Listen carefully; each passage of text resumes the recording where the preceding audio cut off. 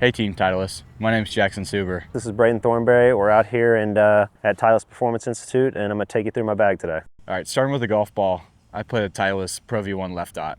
I almost take it for granted how great the ball is, and never really think my golf ball is going to let me down, and always know that if I hit the shot that I want to hit, put the swing on it I need to, that the golf ball is going to perform and do what I need it to. Play a Titleist ball forever since I was a kid, and it's really a dream to be playing their ball on the PGA Tour.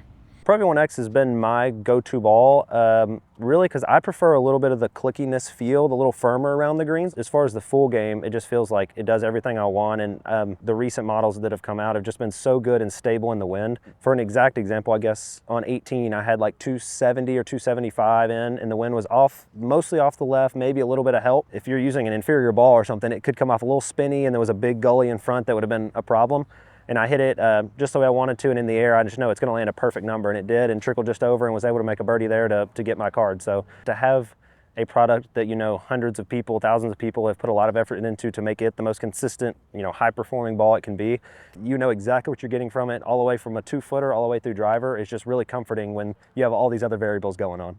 I mark it with this kind of train track hollow line. I'm not sure exactly what you want to call it, and I really just like pop it on there with like an ultra fine point, you know, each side. And I've been marking it this way for probably since I was 12 years old, something like that, literally the exact same way, using a Titleist ball, popping it on there, doing this exact same thing, blue line, everything. So it's, I mean, this is exactly what my ball would have looked like when I was 12 years old, whenever, like however many years that was, 15 years ago. So yeah. Use the Line 'em Up Pro tool, then a Milwaukee marker right along the Pro V1. Give it a couple coats. Also put a dot right above the S because my last name's Suber. I've been doing that for probably 10 years, so right above the S on both sides. That's how I mark my golf ball.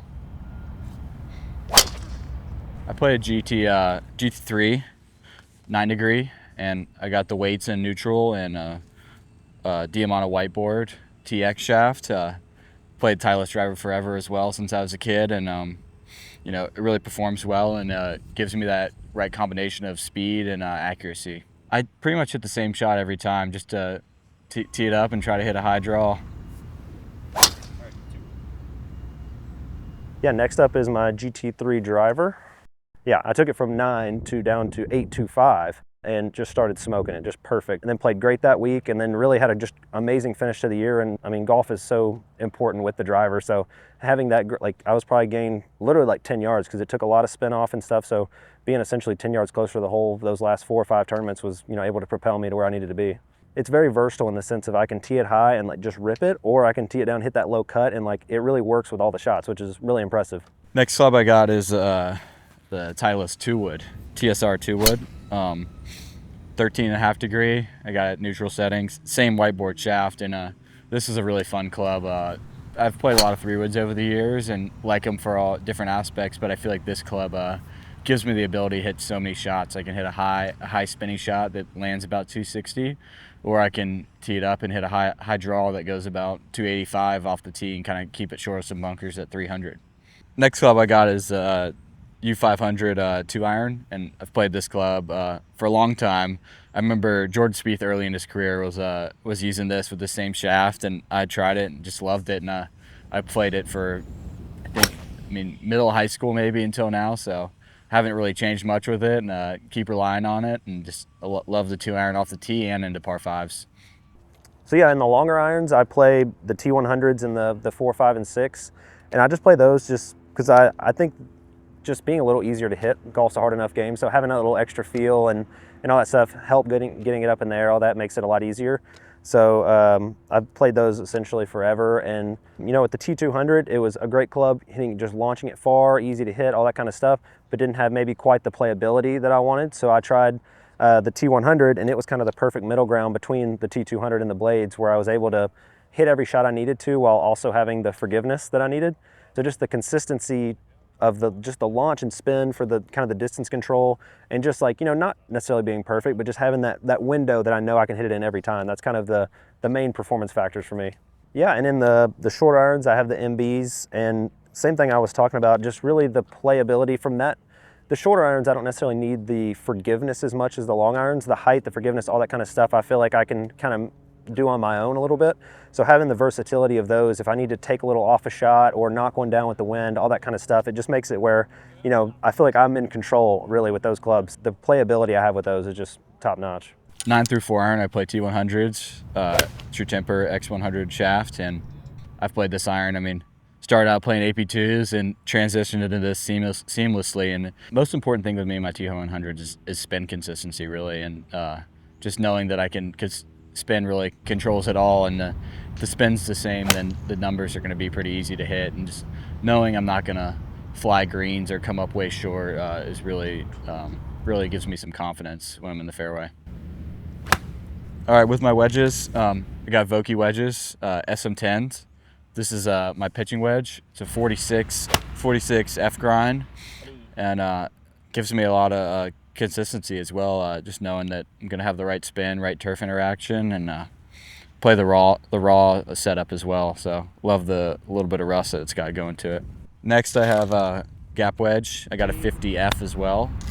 54-degree D grind bent to a 55. Next, definitely one of my favorite clubs in the bag, my Vokey B grind. It's kind of in between an M grind and a T grind, and just gives me that playability out of the fairway in tight conditions where I can hit open face shots and still have a lot of height out of the bunker. Sometimes I get excited when there's a sprinkler head in my way or something, because I love chipping, and really like to have the chance to chip it in with Vokeys. So in my wedges, I have a 61, 56, 51, 46. So I have a 5-degree gap in each one of those. I've always liked chipping with a lot of loft, like a lot of spin, a lot of loft. So in the 60-degree, it was really just, you know, getting a little more loft, getting a little more bounce. I was able to, it was very versatile through the turf. And I've played Vokeys forever, and it's just what I trust. And it's just, when you're around the green, like I was saying with the golf ball earlier, it's just, when you're around the green, you want something you can trust, because there's so many variables, so much nuance around the green, that if you have something you fully trust and you feel comfortable with, it's just so important around there. I'm kind of a steep, high spin guy around the green, so like my favorite shots are like either opening up front of the stance and just putting a ton of spin on it, or throwing it back and just taking a big divot and just kind of not caring that you're kind of digging into the ground. So you have to decide which is the shot, I guess. But definitely my favorite shot is just opening it up and just putting a lot of sauce on it and going from there. Yeah, and last, this is my Scotty Cameron putter. I've had this thing since I think I was about 12 years old. So my parents got it for me off eBay for don't even know how much. And then my grandparents paid to send it into the Scotty Cameron custom shop. So that was they went in on that together for Christmas when I was, I guess, probably 11 or 12. And I've used it, I think, probably every tournament other than maybe 2 for the last however many years, 15 years. So this thing has got some serious wear and tear, and I don't know if you can see it, but the shaft's kind of got it's been through a lot of stuff, through a lot of rain and a lot of practice days and all that stuff. But I've taken about as good of care of it as I can, but I'm hoping to never have to replace it, but I do have some backups at home just in case. So next is another favorite, Scotty Cameron X 5.5. Yeah, this is one of my favorite clubs. I love Scotty Cameron, and that was the first grown-up putter I got, was a Scotty Cameron Newport 2 or Newport 2.5, and you know, putted with them all my life, and really love this. Got the black shaft and slant neck, and it just really gets the ball rolling well. When I'm putting well, I feel like it's gonna get on mine, and it's gonna have the right sound and speed. What I love about this is also the contrast on it really helps me with alignment. It's kind of got a darkish black gray in the middle, and then this matted gray on the outsides, on the back and front. The top line and all the other lines on the putter just really help me get into. They work in such a great way and congruency to just get me in a right setup and feel like I'm in a good spot to make the putt. And that's confidence is everything with putting, and that really helps the confidence.